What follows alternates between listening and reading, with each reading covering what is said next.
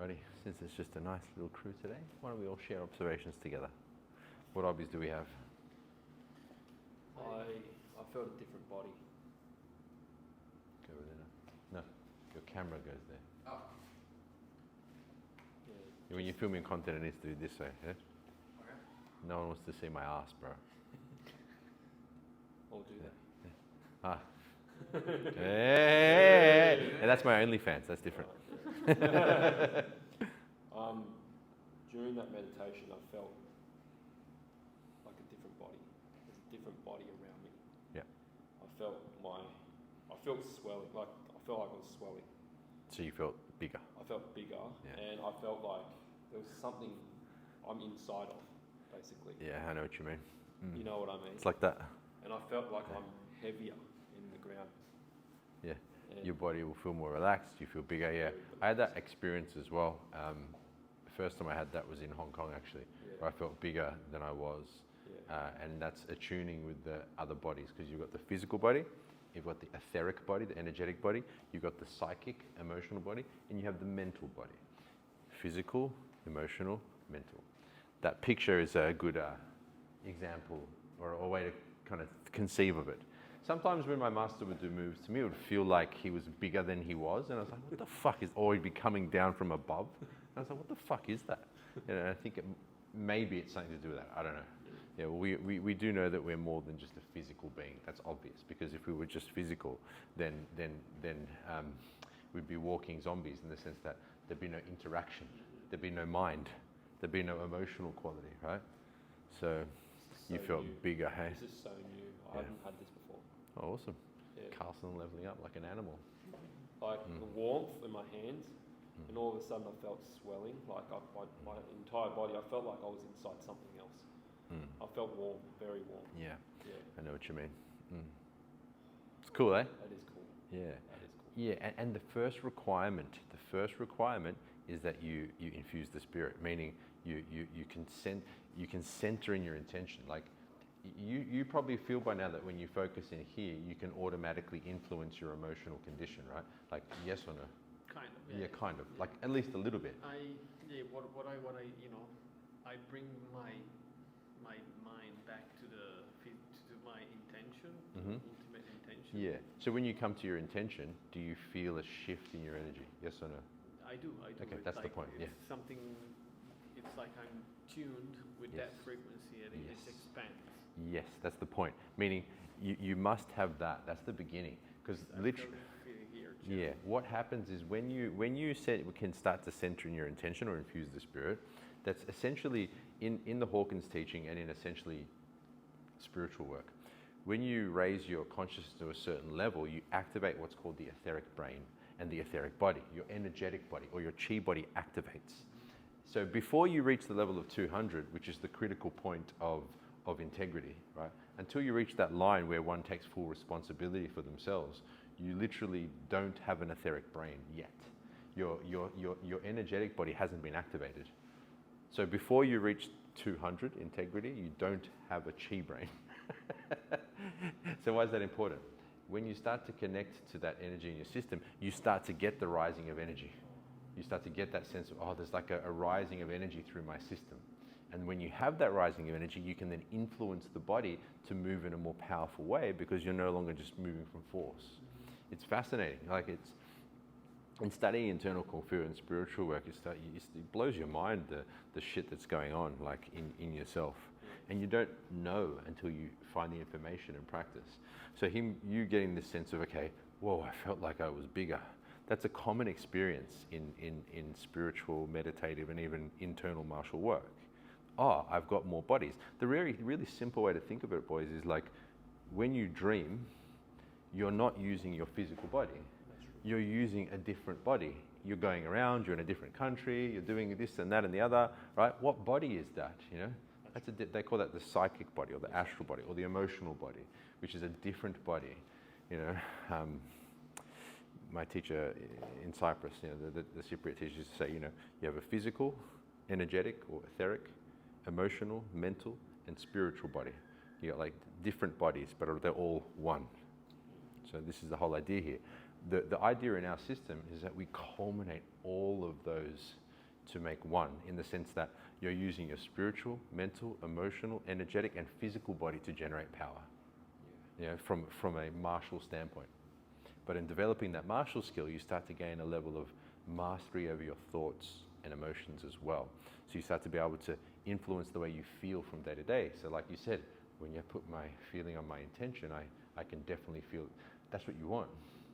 What does that mean? That means you are the master of the way you feel via your point of focus. If you ever don't feel good, it's because of your focus. It's not because of anyone else. And that's the critical line of integrity I was talking about, taking full responsibility for your condition. Cool. How about you? Any observations for you, sir? I felt I was like very stable, which is good. Like I felt like very balanced. And then I also felt like my hands were getting hot. You get hot as well, yeah. Really, really hot. Yeah. And like pulsing. Yeah. I've been teaching a long time. I've heard that so many times, and I've experienced it myself. And the question is, why? Why are my hands getting so fucking hot? And it's 99 times out of 100, it's the hands that get hot first. I asked my teachers in Cyprus again about that as well. So why is it that my hands get so hot when I'm doing this energy work? And they were saying, because the hand has some of the most centers. You've got all these energetic centers on the hand, and you use them a lot as well. So as you start to do your energy training, the hands can heat up a lot, but also the saying is, first the heat and then the light. So as you start to feel this sense of heat within your system, perhaps the hands, which will start to spread through the whole body, you start to get a sense of awareness of the etheric body and the other bodies, which gets you hot. But then the light is when it becomes more conscious for you, meaning more real, meaning you can use it consciously. Yeah. So it's no longer just, oh, it's getting hot. Or the heat then becomes light, meaning you then have access to use the etheric, the energy body as the lead, meaning your intention leads the energy, which leads the body. But you need to become conscious of that energetic body first. If you're just living subconsciously, right, and you're not aware of it, you just go about your day as a physical mass with no real conscious awareness of the different levels, the energy body, the emotional, the mental. Make sense? Yes. So that's a good sign that you're getting heat. And then when I was, picturing the shower of energy to sink, right? I felt like my arms were dragged to the ground. Yeah. I feel it going down. It's heavy. Good. Because obviously the feet are touching the ground, so they're already there. But then I felt like as if they were elongating and touched, drawn to the ground. Yeah, that's good. You do tend to get like a sense of like a heaviness with your body, right? Like that's good, because that's the same kind of feeling you want as you move. So even when you're doing a bong sao or a side slash, you want to feel like it's all releasing to the floor. So then you're not using force so much. You always want to be thinking, okay, I'm using the mind intent to move the energy, to move the body. So if you're coming from intent, you'll feel like the arms heavier, even here, but even here. So even when you do your Sulim Tao, you should feel like there's it doesn't feel like you're holding things up. It feels like it's all released. Yeah. So you will feel like a heaviness, right? Or a releasingness, but ultimately it becomes more like a lightness. Yeah. If that makes sense, yeah? So it becomes heavy because you notice that it's letting go and relaxing, but then ultimately it starts to feel light because you're more aligned with your mental and your etheric body, if that makes sense. And it feels like you can summon it. Once you feel it once, twice, 3 times, you can summon it. The more you practice, yes. The more you practice, the more you summon it. But let's be specific.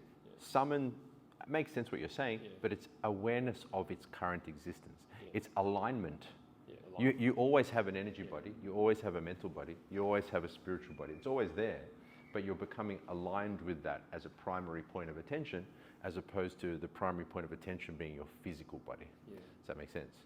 So summon, I understand what you mean, but a better term would be alignment. Yeah, alignment. Why is that important? Because it's not that we don't make, for example, sinking. You don't make yourself sink. You become aware that you're already sinking. Meaning gravity is working right now, isn't it? I'm pretty sure it is. If it wasn't, we'd all be floating around, which would be pretty fun. But what I'm getting at is that you become aware of gravity. You don't make your center, you become aware of your center, right? Your center's there.